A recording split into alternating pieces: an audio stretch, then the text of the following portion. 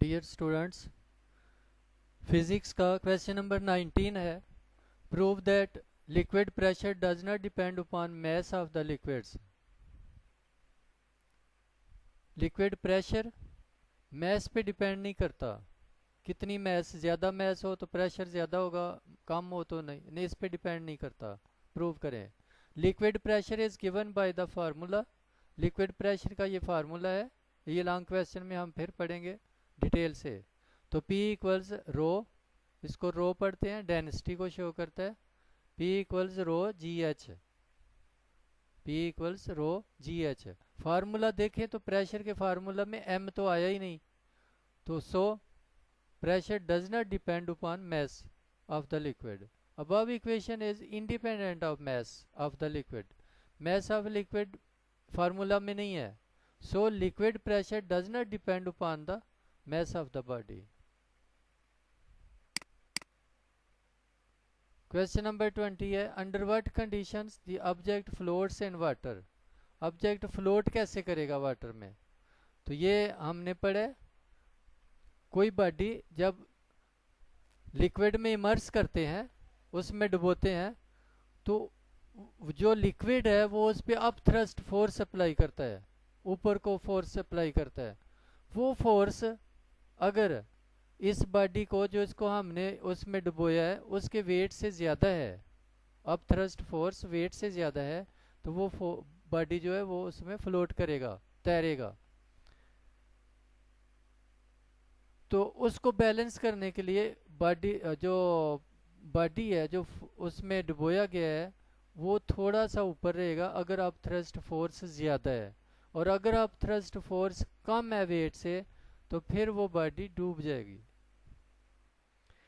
If the buoyant force, अब thrust force जो है F is greater than the W of the immersed object, the resultant force means कि up thrust force minus W will act in the upward direction and it will push the object in upward direction. In this situation, some part of the object will be raised above the water. तो उस body का कुछ हिस्सा ऊपर रहेगा, क्योंकि सारा डुबोया जाए तो अप थ्रस्ट फोर्स तो ज़्यादा हो जाएगी, तो फिर वो उसको बॉडी को ऊपर धकेलेगी, तो ऊपर धकेलेगी तो वो उसको बैलेंस करने के लिए उसके वेट को और अप थ्रस्ट फोर्स को बॉडी थोड़ा सा पानी से ऊपर रहेगा। so that the buoyant force F becomes equal to the weight. तो वो बॉडी ऊपर क्यों रहेगी? तो ताकि buoyant force बैलेंस हो जाए। So equilibrium is established and the object floats. If the buoyant force F is greater than the W of the immersed object, the resultant force F minus W will act in the upward direction and it will push the object in upward direction. In this situation, some part of the object, वो object जो उसमें डुबोया गया है, will be raised above the water so that the buoyant force F becomes equal to the weight. So equilibrium is established and the object floats. Next question है, prove that P equals rho GH. Pressure equals rho GH. rho density है,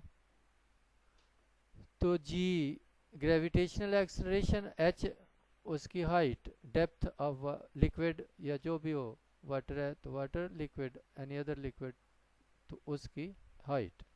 answer, as we know that, हमें पता है, हमने ऊपर पढ़ा है कि pressure equals force over area, F over A। Also as F equals W, अब जो फोर्स है उसके वेट की वजह से फोर्स अप्लाई हो रही है जो ऑब्जेक्ट उसमें डुबोया है, तो F इक्वल्स W, तो F की जगह W अप्लाई करें तो P इक्वल्स हो गया W over A। As W equal होता है mg के, वेट जो है mg के इक्वल, तो वेट की जगह वैल्यू उसकी रखी है mg। As we know m equals V multiply by rho, V multiply by rho density, तो m इसके इक्वल होता है, m की वैल्यू पुट कर दी V multiply by density multiply by G। अब as V volume equals A multiply by H, area उसका multiply by height, A H rho G। तो ये अब A से कैंसिल हो गया, तो सिर्फ प्रेशर इक्वल्स रह गया rho G H, pressure equals rho G H, ये कुछ भी नहीं है, एफ ओवर ए, एफ की value W, W equals M G equals V multiply by rho, V equals A multiply by H, value put करते गए, ए से cancel हो जाएगा, रो जी एच रह गया, ये प्रेशर है। पास्कल्स लॉ पहले पढ़ा हुआ है, write any 3 applications of Pascal's law in our daily life. Daily life में पास्कल्स लॉ क्या था कि अगर लिक्विड पे कोई प्रेशर अप्लाई करते हैं तो it distributes its this pressure in all sides, all directions. तो इसकी application number 1, raw cotton and clothes are pressed to form their bundles for their easy transportation.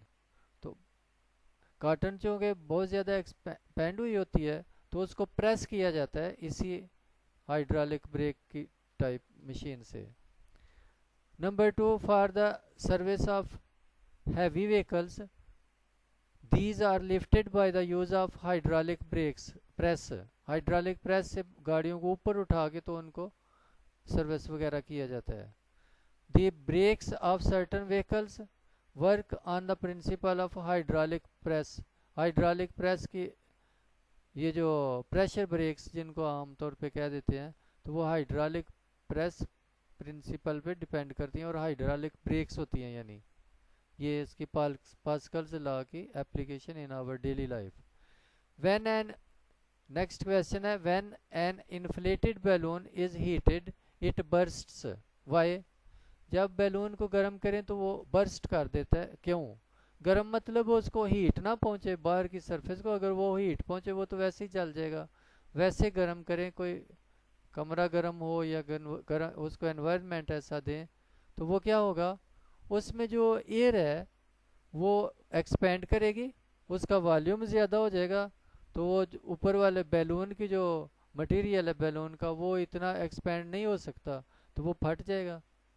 When inflated balloon is heated then motion of the molecules of the gas increases in the balloon and they will increase pressure on the walls of the balloon। उनकी movement बढ़ेगी, volume बढ़ेगा, उसका pressure बढ़ेगा balloon पर, so it will burst, फट जाएगा, because of this increased gas pressure on it. Next question है, under what condition the object sinks in water. तो ऑब्जेक्ट सिंक डूब कैसे जाता है, तो वो जैसे ऊपर हमने पढ़ा तैरता कैसे है, अब थ्रस्ट फोर्स उसके वेट से ज़्यादा है तो वो तैरता है, अगर अब थ्रस्ट फोर्स वेट से कम है तो वो बॉडी डूब जाती है। If the weight of the immersed object, जिस ऑब्जेक्ट को डुबोया गया है, is greater than the buoyant force, अब thrust force buoyant force of the liquid, the resultant force, अब वेट उसका ज़्यादा है तो W minus F will act in the downward direction and the object will sink, object डूब जाएगा। ये आज का काम खत्म हुआ। केमिस्ट्री का कल हमने ये इलेक्ट्रोलिसिस ऑफ वाटर पढ़ा था। आज नेक्स्ट क्वेश्चन नंबर 5 है, what is meant by galvanic cell. Write construction and working of Daniell cell. Daniell cell galvanic cell की एग्जांपल है। गैल्वेनिक सेल क्या होता है? The electrochemical cell in which a spontaneous chemical reaction takes place. खुद बहुत chemical reaction takes place होता है, chemical reaction शुरू हो जाता है एंड जनरेट्स इलेक्ट्रिक करंट, और इलेक्ट्रिक करंट प्रोड्यूस करता है।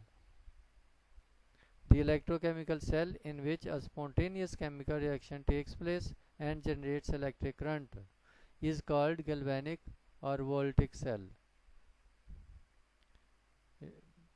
Construction of Daniell cell. Daniell cell की construction कैसे बना होता है, सारी detail. A galvanic cell consists of two cells, एक ये सेल एक ये cell, each called as half cell। क्योंकि टू पार्ट्स मिलके एक सेल बनाते हैं तो एक को हाफ सेल कहेंगे। Connected electrically by a salt bridge, आपस में मिले हुए हैं बाय अ साल्ट ब्रिज। ये साल्ट ब्रिज है ये।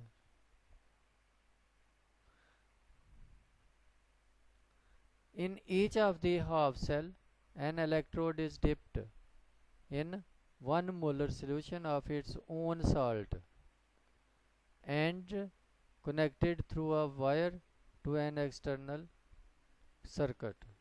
For example, ये जो है कॉपर इलेक्ट्रोड है, ये कॉपर इलेक्ट्रोड है, तो यहाँ कॉपर का ही साल्ट होना है। कॉपर इलेक्ट्रोड है तो कॉपर सल्फेट यहाँ इलेक्ट्रोड इलेक्ट्रोलाइट है। इलेक्ट्रोड कॉपर और इलेक्ट्रोलाइट कॉपर सल्फेट। और इधर देखें तो ये जो है ये जिंक इलेक्ट्रोड है, जिंक इलेक्ट्रोड है। तो इधर जो है सोल्यूशन वो जिंक सल्फेट है, यानी जो इलेक्ट्रोड है उसी का साल्ट उस इलेक्ट्रोलाइट है।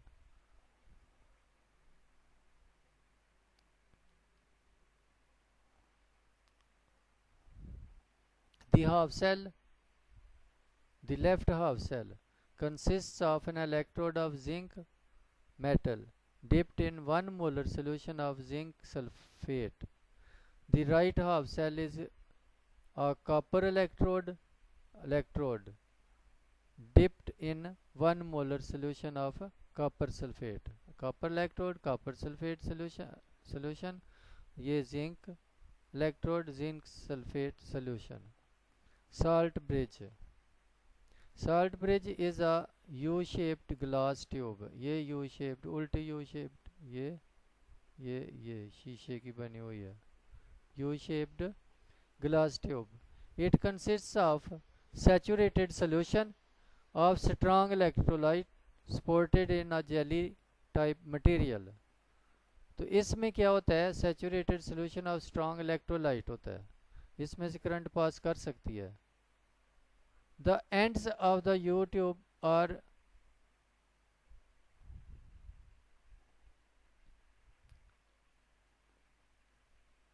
sealed. The ends of the U-tube are sealed with a porous material like glass wool. तो एंड से ये अब ऐसे ही अगर हो तो ये तो वो इसका मटेरियल जो सोल्यूशन है वो गिर जाएगा। तो इधर पोरस किसी मटेरियल से, फॉर एग्जांपल कॉटन है, वो इधर लगा दी इधर लगा दी ताकि वो नीचे गिरे ना। तो वैसे तो कनेक्शन उसका कायम रहेगा क्योंकि कॉटन में से वो सोल्यूशन आ सकता है, आ जा सकता है।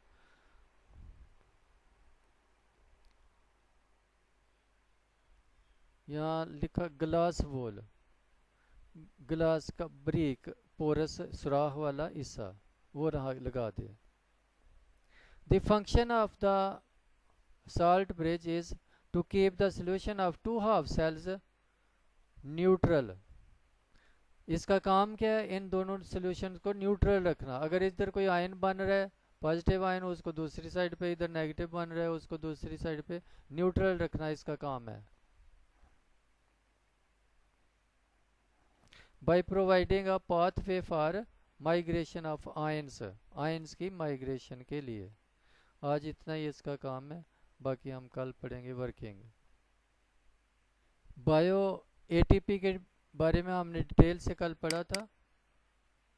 तो नेक्स्ट इसका क्वेश्चन आ जाए, question number 5। What do you know about energy values during the breaking of ATP. ATP की ब्रेक होने से एनर्जी कितनी हासिल होती है, ये सारी डिटेल है। Break down of ATP to AMP occurs in the following way. ATP adenosine triphosphate, tri means 3, adenosine monophosphate, mono means 1। तो पहले एडिनोसिन ट्राइफॉस्फेट ब्रेक हो के एडिनोसिन डाइफॉस्फेट बनता है, फिर एडिनोसिन डाइफॉस्फेट उसका फॉस्फेट अलहदा हो के यूनिट, फिर एएमपी बनता है एडिनोसिन मोनोफॉस्फेट। 2 स्टेप्स में break down of ATP to ADP. In common energy reactions, only the outermost of the two high energy bonds break. When this happens, ATP becomes ADP and one phosphate group is released. ये आई inorganic के लिए लिखा हुआ है, inorganic phosphate group है। ATP plus water make ADP plus phosphate plus energy कैसी कितनी है 7.3 kilo calories.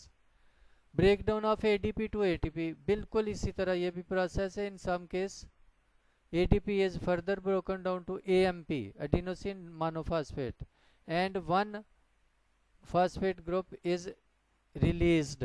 ADP plus water, AMP plus phosphate plus energy ये उतनी ही हासिल होती है जितनी इस फर्स्ट स्टेप में हुई है 7.3 kilo calories per mole.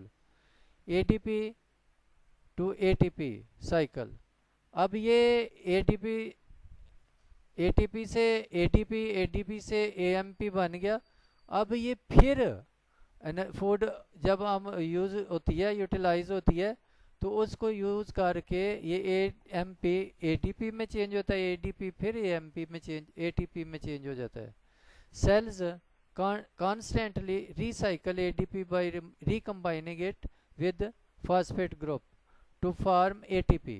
ADP के साथ फॉस्फेट ग्रुप जो अलग हुआ था वो फिर ज्वाइन करके फिर उसको ATP बना देते हैं. The synthesis of ATP from ADP and phosphate require the consumption of 7.3 kilo calories of energy पर मोल. जितनी एनर्जी उसने ब्रेक होके सप्लाई की है उतनी एनर्जी वो लेके फिर वो एडिनोसिन ट्राइफॉस्फेट बनेगा. So energy is used which is generated by energy releasing processes. Energy releasing process से जो एनर्जी हासिल होती है उसको यूज करके, फॉर एग्जांपल रेस्पिरेशन से मुख्तलिफ फूड पार्टिकल्स जो हैं वो टूट के तो एनर्जी हासिल होती है, उस एनर्जी को यूज करके ये ADP से ATP बन जाता है. इसका इतना काम है. ये कल चेक करवाएं फिजिकली, स्कूल आके अपनी कॉपियां चेक कराएं तो फिर नेक्स्ट पढ़ते हैं.